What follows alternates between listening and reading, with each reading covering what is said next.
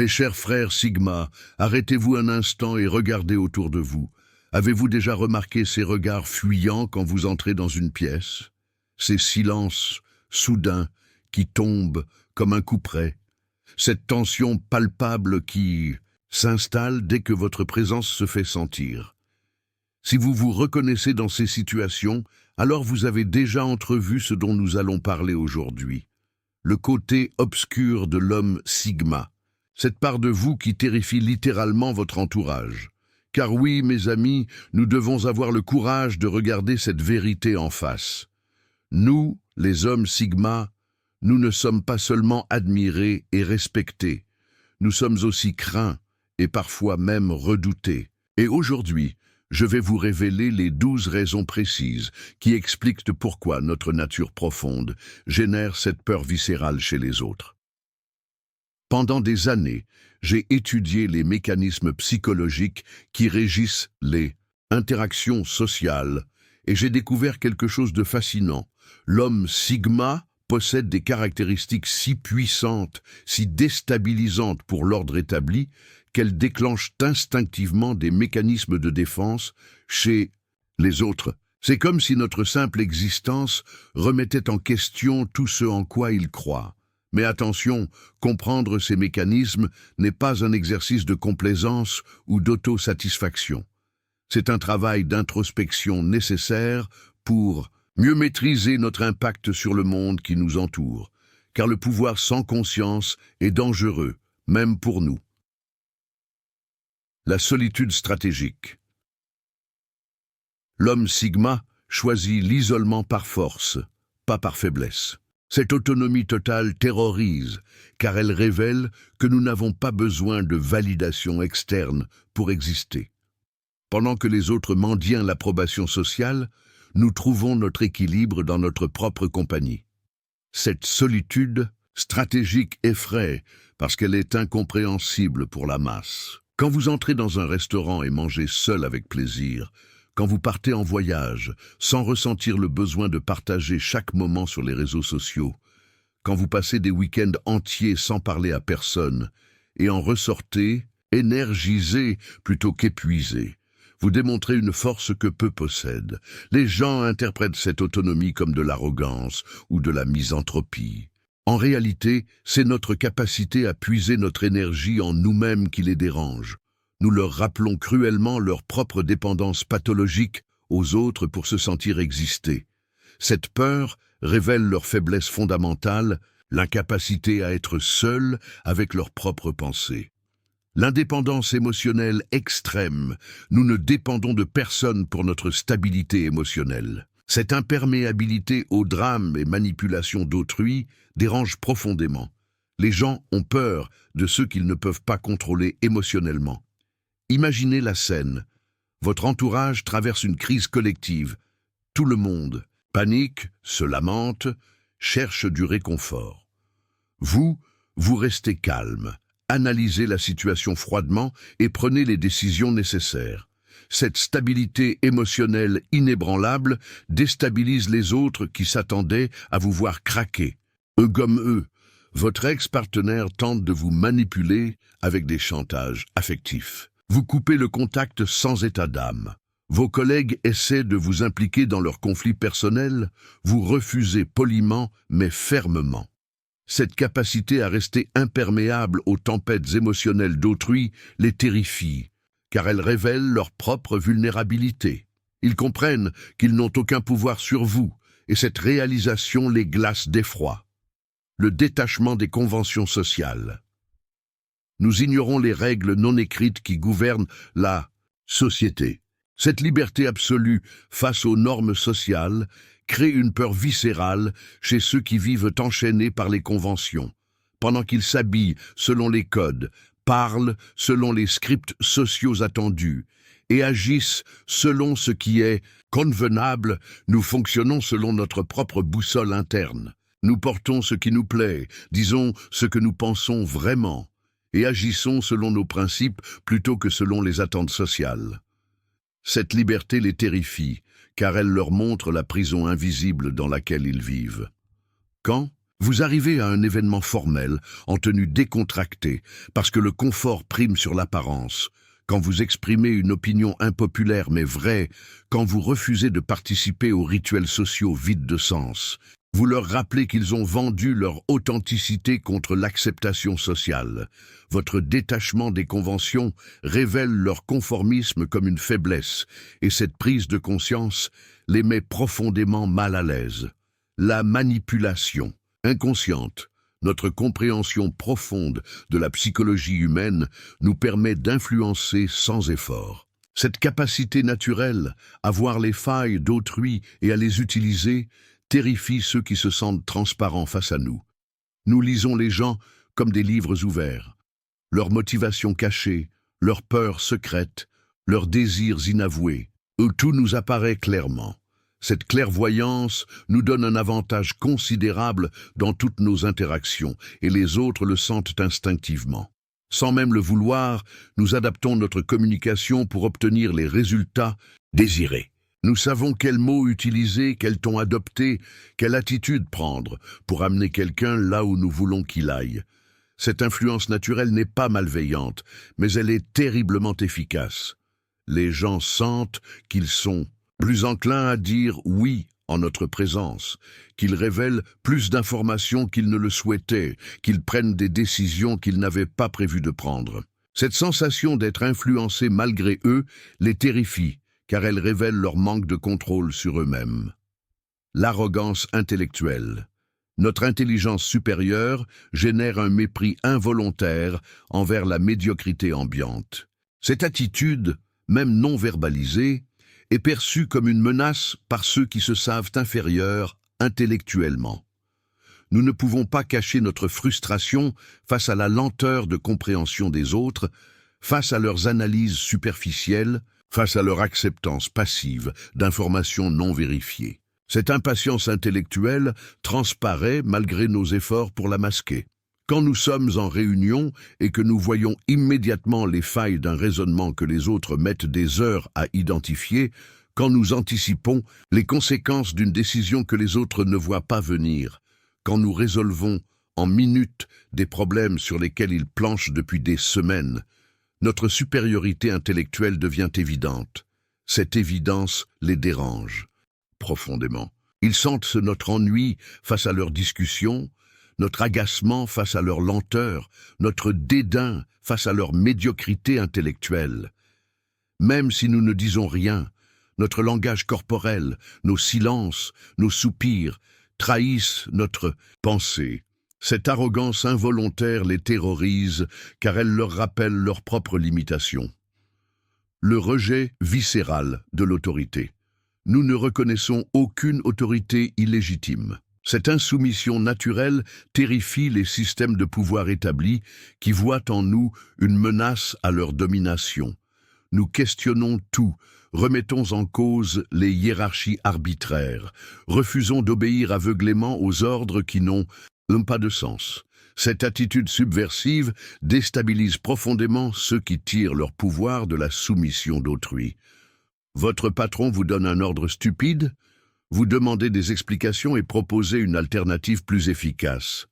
Un policier abuse de son autorité. Vous connaissez vos droits et les faites respecter. Un expert autoproclamé étale ses certitudes. Vous exigez des preuves et démontez ses arguments fallacieux. Cette résistance naturelle à l'autorité illégitime les terrifie, car nous représentons tout ce qu'ils craignent, des individus qui pensent par eux-mêmes, qui ne se laissent pas impressionner par les titres et les positions, qui évaluent la valeur d'une personne sur ses actes plutôt que sur son statut. Nous sommes la preuve vivante que leur pouvoir n'est qu'illusion quand il n'est pas fondé sur la compétence réelle. L'absence d'empathie apparente. Notre rationalité froide peut sembler cruelle. Quand nous analysons les situations sans filtre, émotionnelles, les autres interprètent cette objectivité comme de la cruauté pure. Nous ne pleurons pas sur le lait renversé, nous nettoyons et nous passons à autre chose. Nous ne compatissons pas au malheur que les gens s'attirent par leurs propres erreurs. Nous analysons ce qui a mal fonctionné pour éviter de reproduire les mêmes erreurs. Cette approche rationnelle dérange car elle va à l'encontre des attentes sociales. Quand quelqu'un se plaint de ses problèmes financiers alors qu'il dépense sans compter, nous pointons ses erreurs de gestion plutôt que de le consoler. Quand quelqu'un subit les conséquences de ses mauvais choix de vie, nous analysons la chaîne de causalité plutôt que d'offrir une épaule compatissante. Cette apparente froideur émotionnelle les déstabilise car ils interprètent notre objectivité comme un manque d'humanité. En réalité, notre empathie existe, mais elle est sélective et basée sur la logique plutôt que sur l'émotion pure. Nous gardons notre compassion pour ceux qui en méritent vraiment, pas pour ceux qui s'apitoient sur des problèmes qu'ils ont créés eux-mêmes. 8. La quête obsessionnelle de perfection, nos standards impossibles, crée un malaise chez ceux qui acceptent la médiocrité. Notre refus du compromis révèle leur propre complaisance. Nous ne nous contentons jamais du suffisant ou du passable. Nous visons l'excellence dans tout ce que nous entreprenons, que ce soit notre apparence physique, nos performances professionnelles, nos relations ou nos projets personnels. Cette exigence constante envers nous-mêmes devient une critique silencieuse de leur propre laxisme. Quand vous maintenez une discipline de fer dans votre entraînement quotidien, quand vous perfectionnez sans cesse vos compétences professionnelles, quand vous refusez les raccourcis et les facilités, vous exposez impitoyablement la paresse et la complaisance de votre entourage. Il se trouve des excuses pour expliquer pourquoi ils ne peuvent pas atteindre vos niveaux d'excellence. Le manque de temps, la génétique, les circonstances défavorables. Mais au fond d'eux-mêmes, ils savent que la vraie différence réside dans la volonté et la discipline. Votre perfectionnisme leur renvoie une image insupportable de ce qu'ils pourraient devenir s'ils avaient le courage d'abandonner leurs excuses et de payer le prix de l'excellence. La tendance à l'isolement total. Nous pouvons disparaître complètement de la circulation sociale sans explication.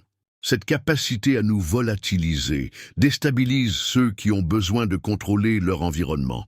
Parfois, nous ressentons le besoin de couper totalement les ponts avec le monde extérieur. Nous éteignons nos téléphones, fermons nos réseaux sociaux, annulons nos rendez-vous et nous retirons du monde pendant des jours, des semaines, voire des mois. Cette capacité à disparaître sans laisser de traces terrifie notre entourage. Ils ne comprennent pas comment nous pouvons vivre sans stimulation sociale constante, sans nouvelles du monde extérieur, sans validation régulière. Cette autonomie radicale révèle leur propre dépendance aux interactions sociales pour se sentir vivants.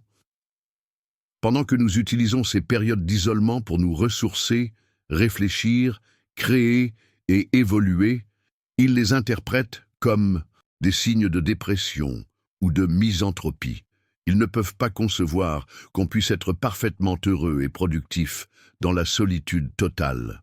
Cette incompréhension génère de l'anxiété chez eux, car ils ne peuvent plus vous localiser, vous prédire, vous contrôler.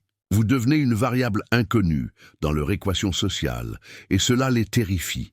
10. Le mépris incontrôlé des faibles. Notre intolérance naturelle envers la faiblesse et la victimisation crée une tension palpable. Les gens sentent notre jugement silencieux sur leur manque de caractère. Nous avons peu de patience pour les pleurnicheries, les excuses perpétuelles, la victimisation chronique et la faiblesse de caractère. Cette intolérance transparaît dans nos expressions faciales, notre langage corporel et nos silences éloquents. Quand quelqu'un se plaint constamment sans jamais agir pour améliorer sa situation, quand une personne rejette systématiquement la responsabilité de ses échecs sur les autres, quand un individu cultive sa position de victime pour attirer l'attention et la compassion, notre mépris devient palpable. Cette attitude dérange car elle révèle crûment la faiblesse de caractère de nombreuses personnes. Ils sentent notre dédain pour leur complaisance dans la souffrance, notre agacement face à leur refus de prendre leur vie en main, notre impatience face à leur recherche constante de boucs émissaires. Même si nous ne verbalisons pas ce jugement, il émane de nous une aura de supériorité morale qui les met profondément mal à l'aise. Ils comprennent instinctivement que nous les considérons comme inférieurs, et cette réalisation les blesse plus que toutes les critiques explicites. L'ambition sans limite morale. Nous poursuivons nos objectifs avec une détermination qui peut sembler impitoyable. Cette absence de scrupules apparente dans la quête d'excellence terrifie les âmes sensibles. Notre ambition ne connaît pas les limites conventionnelles. Nous sommes prêts à sacrifier le confort, les loisirs, les relations superficielles et même parfois les sentiments d'autrui pour atteindre nos objectifs. Cette détermination absolue dérange ceux qui cherchent constamment des compromis et des excuses. Quand nous visons un poste, nous étudions la concurrence, identifions leurs faiblesses et utilisons tous les moyens légaux pour les surpasser. Quand nous lançons un projet, nous calculons froidement les coûts humains et matériels nécessaires pour réussir. Cette approche stratégique de la vie peut sembler cruelle à ceux qui privilégient l'harmonie sociale à l'efficacité. Ils nous voient comme des machines à objectifs, dépourvues d'état d'âme et de considérations humanitaires. Cette perception les terrifie car ils réalisent qu'ils ne freinaient pas le poids face à notre détermination implacable. Nous représentons une forme de compétition qu'ils ne peuvent pas égaler, car elle exige un niveau de sacrifice et de focus qu'ils ne sont pas prêts à consentir. 12. La capacité de destruction créatrice. Nous n'hésitons pas à détruire les systèmes défaillants pour les reconstruire. Cette propension au changement radical effraie ceux qui préfèrent la sécurité du statu quo. Nous voyons rapidement les failles des systèmes établis et nous n'hésitons pas à les remettre en question, même si cela implique de tout recommencer à zéro. Cette approche révolutionnaire déstabilise ceux qui trouvent leur sécurité dans la stabilité des structures existantes. Au travail, nous identifions les processus inefficaces et proposons des réorganisations complètes. Dans nos relations, nous préférons rompre plutôt que de maintenir des dynamiques toxiques. Dans nos projets personnels, nous abandonnons sans regret ce qui ne fonctionne plus pour explorer de nouvelles voies.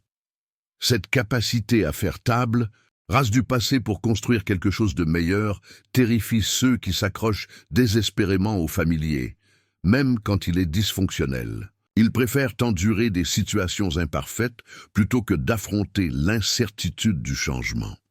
Notre aisance avec la destruction créatrice révèle leur peur pathologique du changement et leur incapacité à sortir de leur zone de confort. Nous représentons le chaos créateur qui peut bouleverser leur petit monde ordonné et cette perspective les glace d'effroi. Mes frères Sigma, nous venons de parcourir ensemble les 12 facettes les plus sombres de notre nature. Ces aspects qui font de nous des êtres à la fois fascinants et terrifiants pour le commun des mortels, mais rappelez-vous ceci, connaître son ombre n'est pas une faiblesse, c'est la marque d'une force supérieure.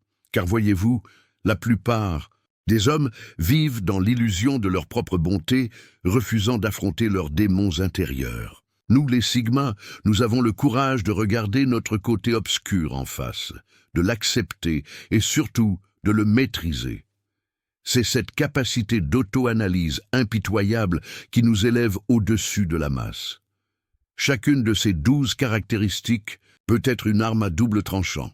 Mal maîtrisée, elle peut nous isoler définitivement et faire de nous des parias. Bien canalisée, elle devient un outil de puissance extraordinaire qui nous permet de transcender les limitations humaines ordinaires. La solitude stratégique devient une force quand elle nous permet de prendre les meilleures décisions sans influence extérieure. L'indépendance émotionnelle nous rend invulnérables aux manipulations. Le détachement social nous libère des contraintes qui paralysent les autres, et ainsi de suite pour chacun de ces traits. Le secret, mes amis, réside dans l'équilibre et la conscience. Nous devons apprendre à doser notre impact, à choisir quand révéler notre vraie nature et quand la tempérer, car notre objectif n'est pas de terroriser le monde, mais de le transformer selon notre vision. Rappelez-vous que la peur que nous inspirons n'est pas nécessairement négative. Elle peut aussi être le respect mélangé à l'incompréhension. Quand les gens ne comprennent pas votre niveau de fonctionnement, ils développent naturellement une forme de crainte révérentielle.